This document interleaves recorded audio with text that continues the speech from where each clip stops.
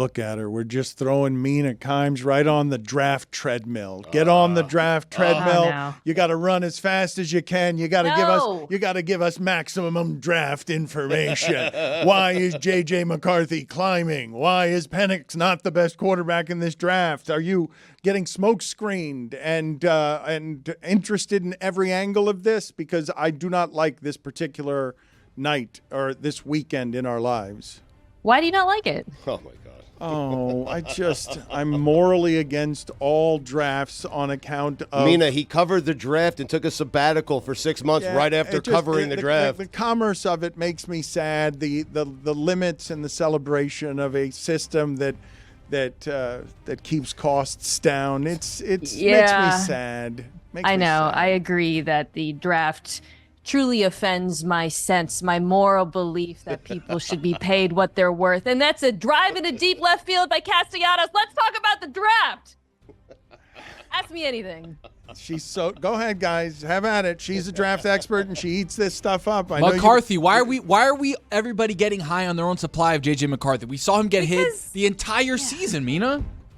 I think that it's debatable whether they were hiding him versus whether they were, and by they I mean, of course, Jim Harbaugh and Michigan playing in a way that worked, obviously. They were also playing with a lead a lot, so there wasn't a reason in a lot of games for him to throw them out of trouble. Teams like him because a couple reasons. Teams love the unknown, right? So there's a small sample size, so you can project anything you want onto J.J. McCarthy. He is a perfect canvas upon which NFL GMs can paint their fantasies, but he also has some pretty good traits: accuracy, athleticism. I think he's smart.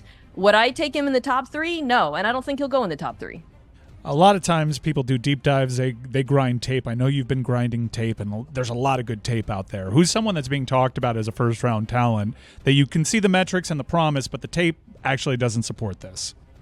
Ooh. I am a little bit apprehensive of Xavier Worthy, who is the receiver who broke the 40 record out of Texas, who is being talked about as going in the first round because of his speed.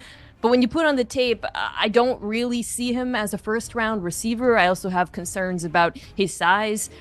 He looks small on tape. He plays small. But I think that speed is going to be very alluring to certain NFL teams. Mina, who is the best player in this year's draft?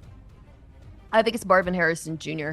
To me, he is as close as it gets to like a perfect receiving prospect, but as I've seen in some time. And what's wild is there's 3 receivers in this draft that I feel almost equally about, but he is just so complete as a player, Stu. I mean, his route running is unbelievable. His athleticism, his speed, I think is somehow underrated. And then he does it all at 6'4", which is wild. So he has the size prototype you want to.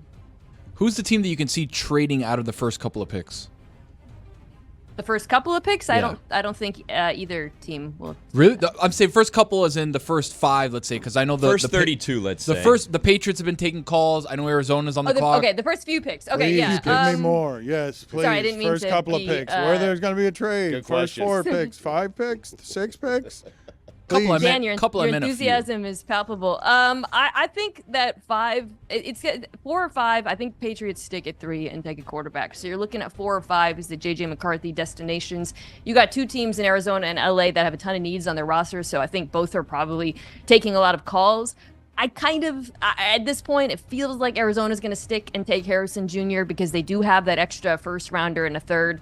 And so LA is the team that I would look to as a trade down for a team that wants to jump the Giants to get McCarthy. Mina, just out of curiosity, when you say take calls, like, are they still doing it that way, or are they texting? Yeah. Because I don't feel like anyone's taking calls anymore. I thought you had a question. Dude, the NFL and their obsession with secrecy, there's no way they're texting. And there was a video actually from last year's draft of Monty Osifort, who is the Cardinals' new GM, actually working the phones, literally on the phone, taking calls to do the trade with the Texans. But Mina, the last time you were on with us, you were telling us, never mind Harrison, you were saying this is the best crop of receivers that you had ever seen. Look at you. Yeah, I believe that. I think at least 5 go in the first round.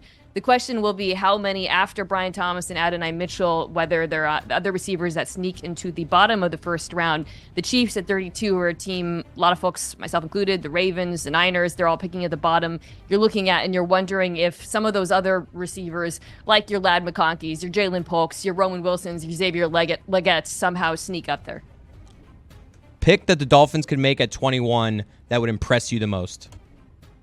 Ooh, if somehow, I don't think he will be, but if Troy Fautanu out of UW is there, that would be amazing. Amarius Mims, Troy is offensive tackle. A lot of people think play guard in the NFL. Mims is a tackle who didn't play a lot at Georgia, but was exceptional. Basically, any of the top, I would say 10 or so offensive linemen.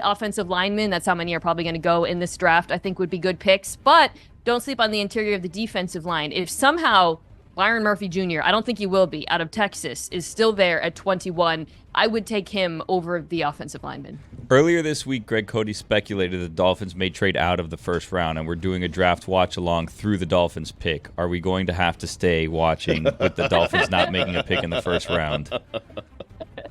I mean, you don't have to. I do think, though, if they trade down, there's a good chance it would be with one of the teams picking near the top of the second.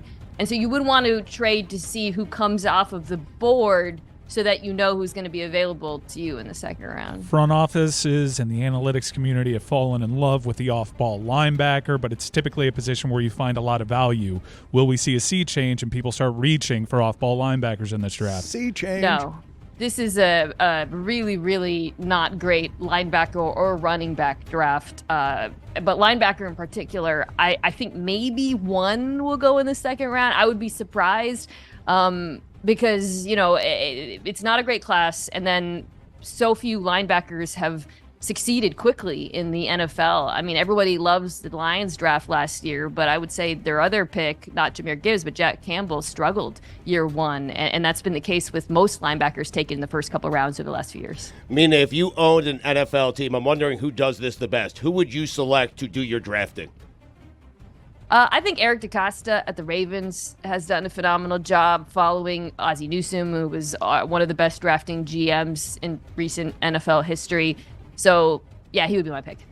Baltimore, organizationally, you can make an argument for them. Yeah. If not for the Patriots, they would have dominated the sport in an unusual way. Yeah, I mean, I thought John Harbaugh, pardon me, it's going to be a thing, should have been I considered him as a Coach of the Year candidate last season. I think everything that they've done has been so smart, the way that they've managed their roster. But they're challenged, though. A huge exodus of coaching talent defensively. Seattle, we have their former defensive coordinator, but you've got coaches leaving. You've got players leaving on defense. You got to replace half the offensive line. So they have to nail this draft. Mina, best name in the draft. If I go Chop Robinson, is there one better than Chop Robinson? Wow. There's Kool-Aid McKinstry, who I feel like Kool-Aid? Kool-Aid's pretty good. Pretty good. There's a receiver from Pitt named Bub Means. I feel like Kool-Aid has to get a draft bump purely because his name is Kool-Aid. The funny thing about Chop Robinson is he doesn't really have a chop move, and he's a pass rusher. He should, right? Okay, well, yeah. Maybe we could teach him one beyond his nickname. Chop and swim he really over. Doesn't have a super developed set of pass rush moves, so I feel like he's not really living up to his nickname. Setting the quarterbacks aside for a second, which player in the NFL draft, depending on the team that they land on, can make the biggest impact day one? I'm not saying the best player, but the most impactful to a team's chances. I mean, I think all three of those receivers are going to be studs. I think they're all going to be productive from the jump, in part because you guys, Dan, sort of going off of what we've been talking about with receivers, rookie receivers just make an impact so often now. This is something we've seen now, right, for a few years. It's not like the linebacker position where it takes them a second to reach their potential. We see them come in and be productive immediately, and I would be shocked if any of the top three aren't immediately stars in the NFL, to be honest. Mina, just away from the draft from a second, is the quarterback room of Jarrett Stidham, Ben DiNucci, and Zach Wilson the worst quarterback room in the history of the NFL? Well, the history of the NFL. Yeah. What was their quarterback room like the COVID year when that Kendall Hinton No, played? Mina, that's his move. He just says in the history of the NFL and then expects you to remember all of it. He can just do Come on, that. Mina. Come on. Mina, that's an exasperation to you. He just gives you all of history and then comes up with you actually get literal on it. It's a really bad room, though. It is a bad room. He just wanted to.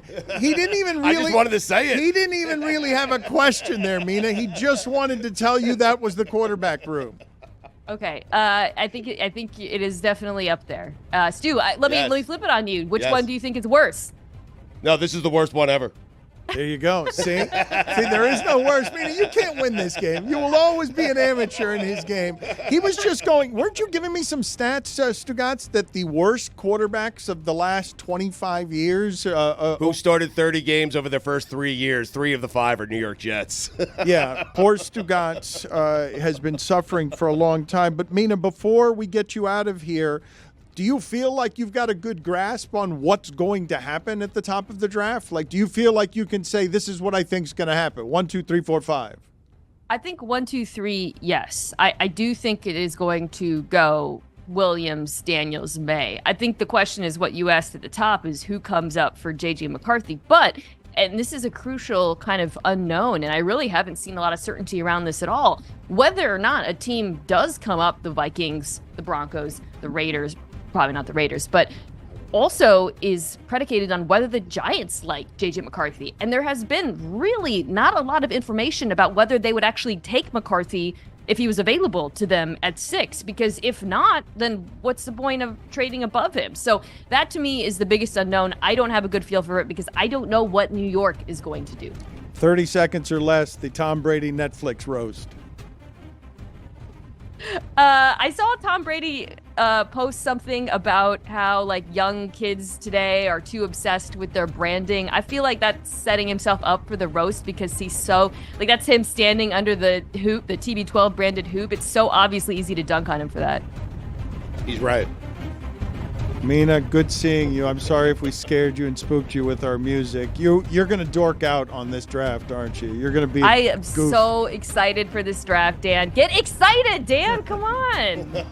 Set aside your morals.